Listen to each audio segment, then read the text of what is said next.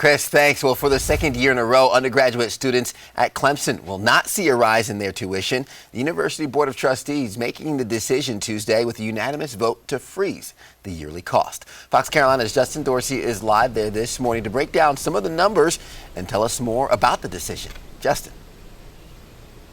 Yeah, Ted, we're learning from university officials right now that because of the financial and the emotional stress that the pandemic has had on some of the families here at Clemson University, they decided to make that freeze happen again for the second time in a row to kind of give them some ease on their pockets here. So there's a lot of things we got to talk about here. We want to get to those numbers. But first, I want to tell you a little bit about how the decision came about from Tuesday night's meeting. So Tuesday meeting, the board's chairman said because of the funds from the CARES Act, the school is in, quote, good financial shape right now, end quote. And because of that, they can make a decision like this. Now, the only things that did make a change financially with students were circled around the housing and dining fees. They were just adjusted to cover inflation and to fund repairs and upgrades for renovation. Really what that is, that's a changing in the funneling of where the tuition funds actually go. Now, also for graduate students working on higher education, they'll be seeing a 3% increase in their costs, but officials say they needed that to happen in order to expand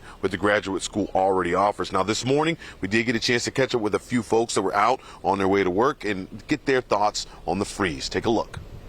Be a benefit to students because with COVID, it's hard for students to go out and get jobs and everything, so the tuition freeze helps them so they don't have to, struggle for money and everything. We see a lot of students, especially a lot of foreign students that come in and have to keep jobs working on campus in order to pay for tuition and stuff like that. So this will probably help them a lot.